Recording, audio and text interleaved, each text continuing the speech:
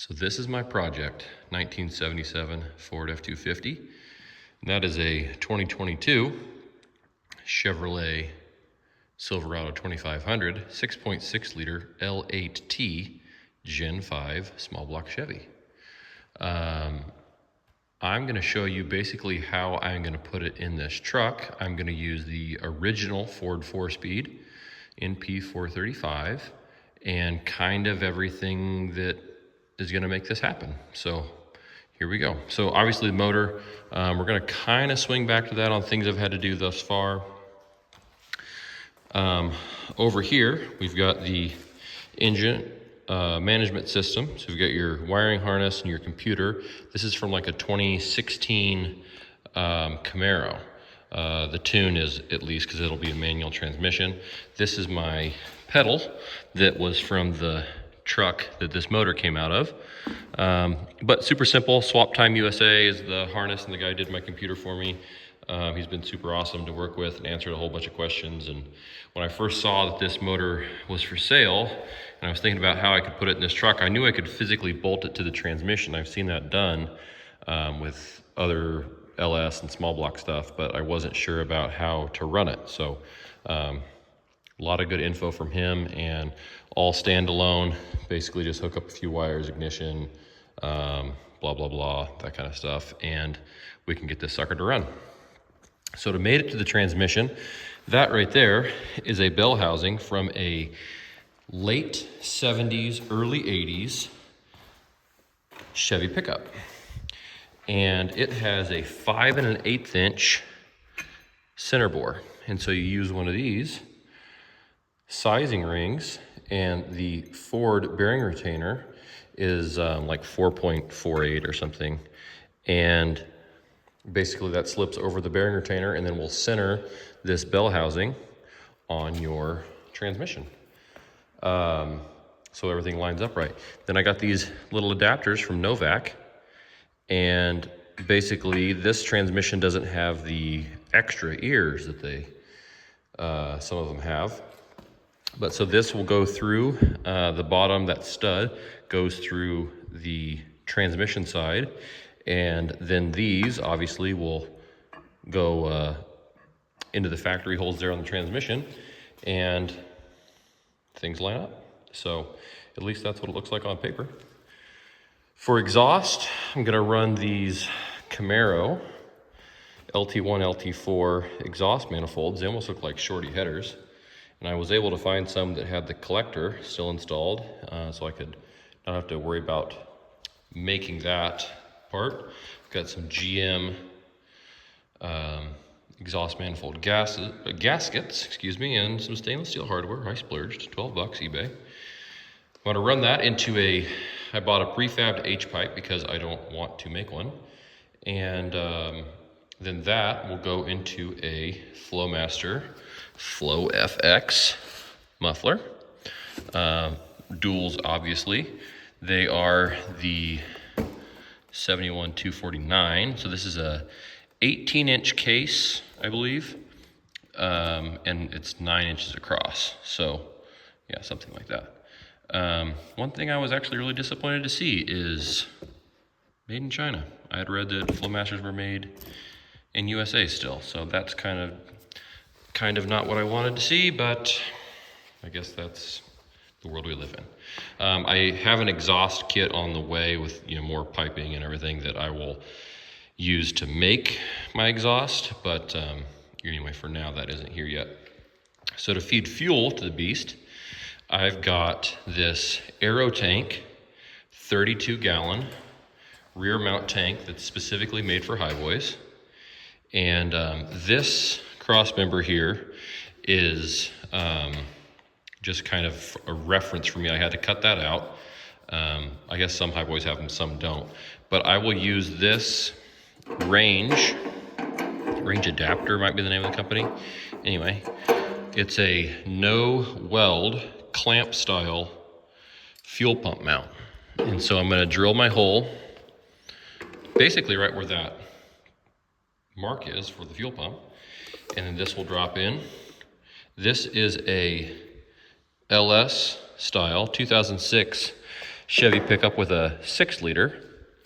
Is what that is from. Found an awesome deal on Rock Auto. That's a GM pump. They're like $600, and got that one for like 40 bucks. So that's good. Then I'll run a single fuel line because this pump is internally regulated and filter. So I'll run a single fuel line from the feed line all the way up to right there on the motor. So I've got my fittings and stuff in here. This was a kit, like a Father's Day sale thing they had, super discounted price on. So more stuff than I probably need and maybe a little bit more hose, but hopefully it all works good. And then, so this truck never came with a rear mount fuel tank. So I have this off of a 79 F-150, and I got the fuel door off of it. I got some evapor rust because this is, probably can't see, but it's a little bit not great in there. So I need to get that cleaned out. I've got a new cap and then hose to go from there to there. Now, that's brown. Truck's green. What am I gonna do?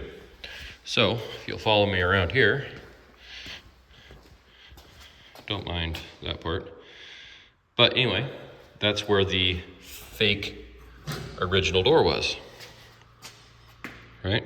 Was able to pull it off, and basically you can kind of see the 4 spot welds. I'll drill those spot welds out. Same thing on the brown one, and slip this door where the brown one was, tack it in place, and I've got a green fuel door. So basically that's kind of it. I'm gonna have to do little things like make motor mounts and that kind of stuff, and rad hoses, but really it shouldn't be too terribly bad to get it in. Actually, the dimensions and stuff of the motor is eerily similar to that.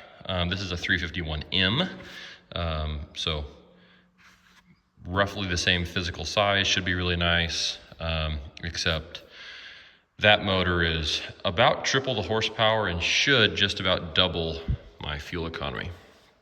So coming over to the motor here, you'll notice that it is Ford Blue. Late Ford Blue, I can't remember. Duplicolor, the Ford Blue. And I think it'll look cool in there, kind of like how the motors originally came, and it maybe will trick a few people and make them not really upset right out of the gate that it's a Chevy. But so, oil block off cooler, and this has ports on the bottom of it. One of them's plugged. I got a little race plug and put it in there. And the other one, I can put my Ford factory sending unit in. So my gauge cluster will have a working, hopefully, oil pressure sensor. Here, this was for a factory block heater. Pulled that out, put this plug in from ICT billet, and just got a little tape over it now, but same thing, this I can run my water temp sensor off of. NOx sensor hides behind that for power steering. The L8Ts come with a power steering pump. One of these is for hydro boost, one of them is for return. That's my feed. So I'll just get a little adapter that goes from this to the size of my factory line, and I'll do the same thing for the return. Boom, power steering. Things will get a little bit, not tricky, but for my rad hoses, it'll be a little bit different. You can see how this one comes out here, and this one obviously comes out over here, versus on the Ford, top comes in more on that side, and the bottom is on this side, if you can see that. So I have to kind of do a little bit of wizardry, maybe, not really, to make that work, but it shouldn't be that big of a deal. So then I'm also gonna run a factory style mechanical fan. The L8T comes with a mechanical fan, but the water pump, which is right there, got boogered up in the wreck that the truck was in, and so I put an L87 water pump on it. It has the smaller thread diameter, which would be the same as like a OBS Chevy mechanical clutch fan. Some of the early LS stuff, same thing. So I will just pick one of those up. I've also heard of people using stuff from like a 2005 Ford Ranger with a 4-liter. Bolts right on. And that's I think it's an 18-inch fan. And this, wouldn't you know it, is an 18-inch fan. It's a 21.5-inch opening, I believe. So as long as I can center that fan in there, I should have a working shroud, fan, cool motor, good. This is a big, I believe they called it a desert cooling radiator, so it should do really good to keep that motor cool, especially with the aluminum heads and stuff, shouldn't be a problem. So for motor mounts, hopefully I'm going to be able to reuse these. Maybe, we'll see what happens. Put those on there and then either cut my factory perch right there, cut it flat with the frame, extend some steel over from that mount to the flat plate that I'll make where I cut that perch off and go that way, or I will use that perch and see where my motor mounts line up. If they line up, I might even use a factory style Ford 351M motor mount and then just get a plate made for that bolt pattern, boom, tack the new one on where it needs to go, pull it off, finish weld it, and that'll be my motor mount. So it's really nice that the transmission's not moving, so I don't have to line all that stuff up, everything. I am gonna be using a mechanical clutch. Don't want to mess with going to hydraulic. I like the feel of mechanical better. Shouldn't be too bad to get working, hopefully. I do have the clutch fork, or I'm sorry, the you know what I'm talking about. The, yeah, clutch fork for the Chevy, and then obviously for the Ford too. So I can use whichever one I want. The throwout bearing I have is to use the Ford one. So that's my goal. But anyway, shouldn't be too bad.